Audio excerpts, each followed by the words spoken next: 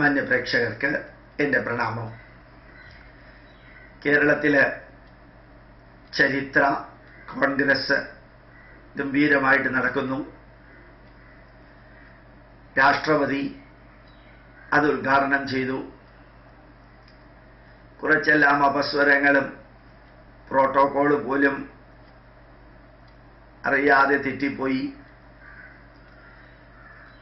ഏതാനും ചില വ്യക്തികളിലേക്ക് പത്രമാധ്യമങ്ങൾ ഫോക്കസ് ചെയ്യുന്നു. ചരിത്ര കോൺഗ്രസ്, JNU, ലെഫ്റ്റിസ്റ്റ്, എത്തീസ്റ്റ്, പ്രോഗ്രസീവ്സ് ഇങ്ങനെയുള്ളവരെല്ലാമാണ് ഭാരതത്തിൻ്റെ ചരിത്രം യഥാർത്ഥത്തിൽ കൈകാര്യം ചെയ്തിരുന്നതും ചെയ്യുന്നതും. റൊമേല താപ്പറിനെ പോലെ JNUവിൽ ലെക്ചറായിട്ടിരുന്നവർ ചരിത്രത്തെ അവരുടെ വീക്ഷണത്തിലൂടെ വിലയിരുത്തിയത് ഇടതുപക്ഷ പുരോഗമനവാദികൾക്കെല്ലാം മാർഗദർശകമായി. ഭാരതത്തിൻ്റെ യഥാർത്ഥ ചരിത്രത്തിൽ ഭാരതത്തെ വേദനിപ്പിച്ചവരും ഭാരതത്തെ നശിപ്പിച്ചവരും ഭാരതത്തിലേക്ക് അതിക്രമിച്ച് കയറി തകർത്ത് തരിപ്പണമാക്കിയവരെയും കുറിച്ച് ഒന്നും പറയാതെ അവര് ചെയ്ത നന്മകൾ മാത്രമാണ് നമ്മളെ പഠിപ്പിച്ചത്. അക്ബറിനെ മഹാനായ അക്ബർ എന്നും ഔറംഗസീബിൻ്റെ ഭരണപരിഷ്കാരങ്ങളും ഷെർഷയുടെ ഭരണപരിഷ്കാരങ്ങളും ലോർഡ് കഴ്സന്റെ ഭരണപരിഷ്കാരങ്ങളും ആറ്റ്ലിയുടെ ഭരണപരിഷ്കാരങ്ങളും മൗണ്ട് ബാറ്റൺ പ്രഭുവിൻ്റെ ഭരണപരിഷ്കാരങ്ങളൊക്കെയാണ് നമ്മളെ പഠിപ്പിച്ചത്. ഇവരൊക്കെ കൊന്നു കുഴിച്ചു മൂടി കൊല വിളിച്ച് നശിപ്പിച്ചതൊന്നും നമ്മളെ പഠിപ്പിക്കേണ്ട എന്ന് തീരുമാനിച്ചതായിരുന്നു ആദ്യത്തെ ഇന്ത്യൻ പ്രധാനമന്ത്രിയുടെ തീരുമാനം.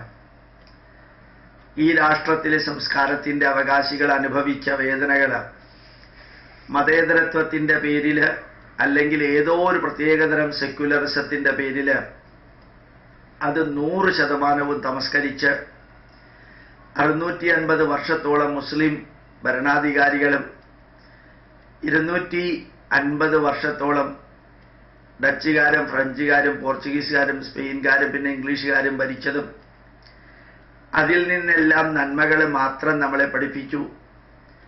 തിന്മകൾ പഠിപ്പിക്കണമെന്നല്ല, തിന്മകളെക്കുറിച്ച് അറിയിക്കുക പോലും ചെയ്തില്ല.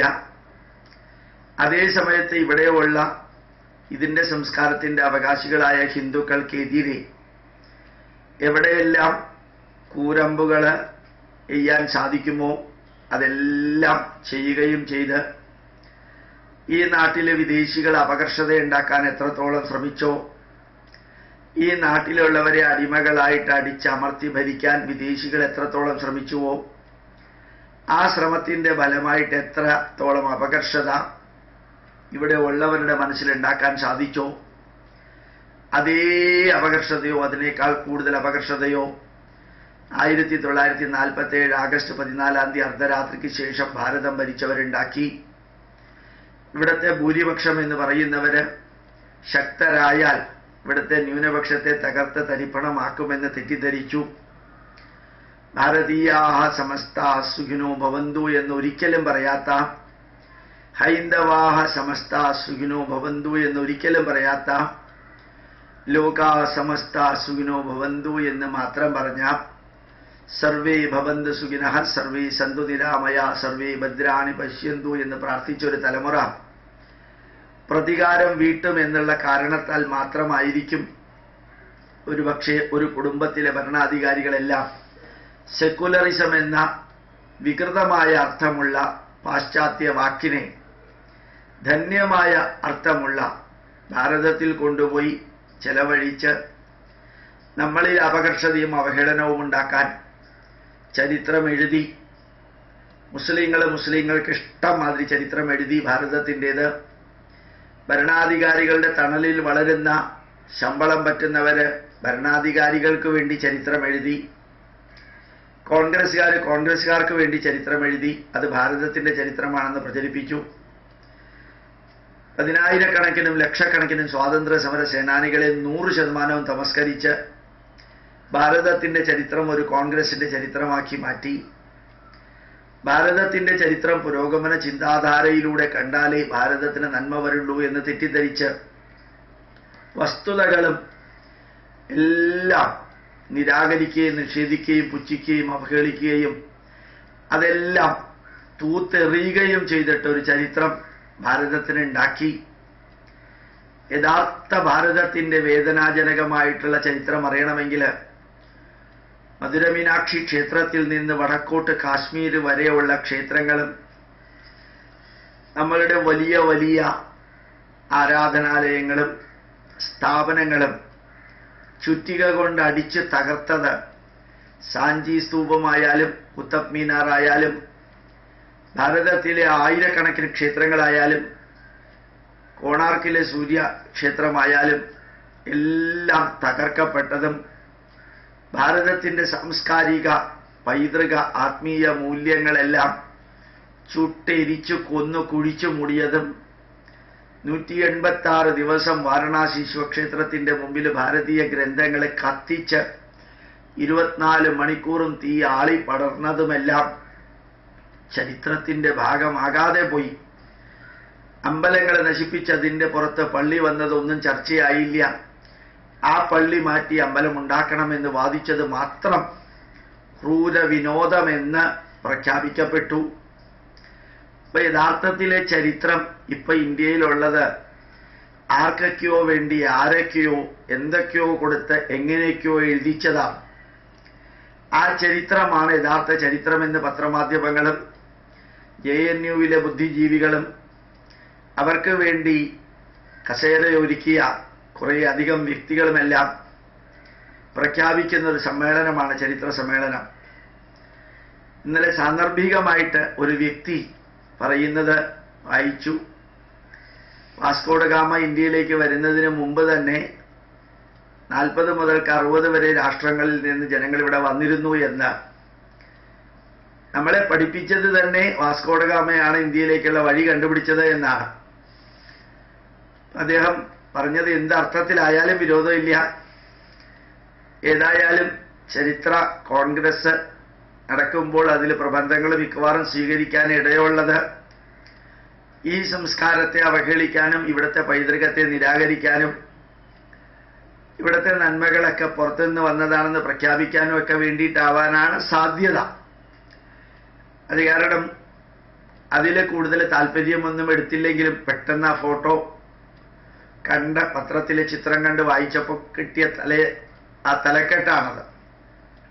ഏതായാലും ഇന്ത്യൻ പ്രസിഡന്റ് ഇവിടെ വന്ന് ചരിത്രം നിഷ്പക്ഷമാകണം, അത് എഴുതുന്നവരായാലും വായിക്കുന്നവരായാലും വിലയിരുത്തുന്നവരായാലും അതിൽ ഗവേഷണം നടത്തുന്നവരായാലും നിഷ്പക്ഷമായിട്ട് വേണം ചരിത്ര വസ്തുതകൾ വിലയിരുത്താൻ എന്ന് പറഞ്ഞ ഒരു നല്ല പ്രസംഗം നടത്തി.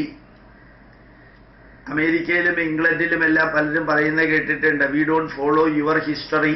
ഇന്ത്യക്കാരോട് പറയുന്നത് കേട്ടിട്ടുണ്ട്, we don't follow your history because your historians are just the people like Romila Thapar എന്ന് പറയുന്നത് കേട്ടിട്ടുണ്ട്.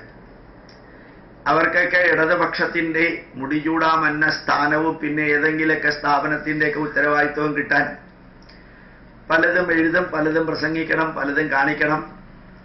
JNUവിലെ എല്ലാം അവസ്ഥ നമ്മൾ കുറെ കാലമായിട്ട് കണ്ടതാണ്. ഈ രാഷ്ട്രത്തിനെതിരെയും സംസ്കാരത്തിനെതിരെയും ഇവിടുത്തെ മൂല്യത്തിനെതിരെയും ഇവിടുത്തെ ജനങ്ങൾക്കെതിരെയും പറയുന്നതാണ് ചരിത്രവും അറിവും എന്നെല്ലാം പറഞ്ഞു നടക്കുന്ന വ്യക്തികളെ പ്രൊജക്റ്റ് ചെയ്യുന്നതിൻ്റെ നന്മകൾ സത്യസന്ധമായിട്ട് പറയേണ്ടതിന് പകരം ചരിത്രം വളച്ചൊടിക്കാതെ പറയേണ്ടതിന് പകരം ചരിത്രം വളച്ചൊടിക്കുന്നവരാണ് മറ്റുള്ളവർ ചരിത്രം വളച്ചൊടിക്കുന്നു എന്ന് പറയുന്നത്. ഈ നാടിൻ്റെ യഥാർത്ഥ ചരിത്രം ഒരിക്കൽ പോലും സത്യസന്ധമായിട്ട് വിലയിരുത്താതെ ഭാരതത്തിന് ഭാരതത്തിൻ്റെതായിട്ടുള്ള ചരിത്രം എന്ന് പറയുമ്പോൾ കേരളത്തിൻ്റെ ചരിത്രവും തമിഴ്നാടിൻ്റെയും കർണാടകത്തിൻ്റെയും ആന്ധ്രയുടെയും എല്ലാം കൂടി ചേർന്നതാണ് ഭാരതത്തിൻ്റെ ചരിത്രം എന്ന് കൂടി അറിയാൻ സാധിക്കണം. ഞാനൊരു ചരിത്ര വിദ്യാർത്ഥിയാണ്, ചരിത്ര പണ്ഡിതനോ അതിൽ ഡിഗ്രി എടുത്ത വ്യക്തിയോ ഒന്നും അല്ലെങ്കിൽ ചരിത്രം എനിക്ക് വളരെ ഇഷ്ടപ്പെട്ട ഒരു വിഷയമാണ്. ഒരു ശ്രീലങ്ക പോലെ ചെറിയൊരു രാജ്യമല്ല ഭാരതം. ബംഗ്ലാദേശ് പോലെ ചെറിയൊരു രാജ്യമല്ല ഭാരതം. ജർമ്മനിയോ ഫ്രാൻസോ പോലെയുള്ള യൂറോപ്യൻ രാജ്യങ്ങളെ പോലെയുള്ള ചെറിയൊരു രാജ്യമല്ല ഭാരതം. അതിവിസ്തൃതമായ രാഷ്ട്രത്തിൻ്റെ ചരിത്രം തുറന്ന മനസ്സോടുകൂടി എഴുതാനും അത് പുസ്തക രൂപത്തിൽ കൊണ്ടുവരാനും അത് പ്രചരിപ്പിക്കാനും പഠിപ്പിക്കാനുമൊക്കെ ഒരു കുടുംബത്തിലെ വ്യക്തികൾ മാത്രം ആണ് ഭാരതത്തെ ഭാരതമാക്കിയതെന്ന് പഠിപ്പിക്കുന്നത് ആദ്യം മാറ്റണം എന്നുവരെ ചിലപ്പോൾ തോന്നാറുണ്ട്. ഇന്നും ആ കുടുംബത്തിൽ ബുദ്ധിയുള്ളവനോ ബുദ്ധിയില്ലാത്തവനോ ആയാലും ആ കുടുംബത്തിൻ്റെ പേരിലാണ് അയാൾ പറയുന്നതൊക്കെ പത്രമാധ്യമങ്ങളിൽ വരുന്നത്. കുറേ അനുയായികളുള്ളതും എന്നെല്ലാം കാണുമ്പോൾ ചരിത്രം വസ്തുതാപരമാകുമോ എന്നൊരു തോന്നൽ.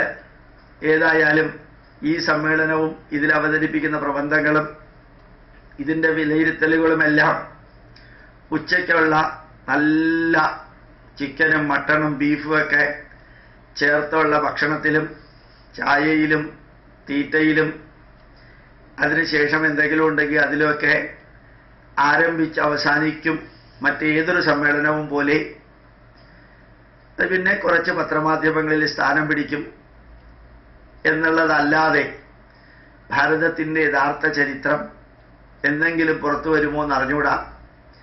യഥാർത്ഥ ചരിത്രം പുറത്തേക്ക് കൊണ്ടുവരാൻ ആരെങ്കിലും ശ്രമിച്ചാൽ അത് കാവ്യവൽക്കരണമാകും, അത് ഹിന്ദുത്വവാദമാകും, അത് BJPയെ ഉയർത്തലാവും, അത് അസഹിഷ്ണുതയാകും, അത് സത്യത്തിനെതിരെയുള്ള വെല്ലുവിളി എന്ന് പ്രഖ്യാപിക്കപ്പെടും. ഈ അവനവൻ്റെ കാര്യത്തിനും വോട്ട് ബാങ്കിനും അധികാരത്തിനും വേണ്ടി എഴുതുന്ന ചരിത്രമാണ് ഇവിടുത്തെ ചരിത്രമെന്ന് എന്നെങ്കിലും ലോകം അറിയുമെങ്കിൽ അന്നാണ് യഥാർത്ഥ ചരിത്ര കോൺഗ്രസ് ആരംഭിക്കേണ്ടത് എന്ന് തോന്നാറുണ്ട്. പ്രണാമം, നമസ്കാരം.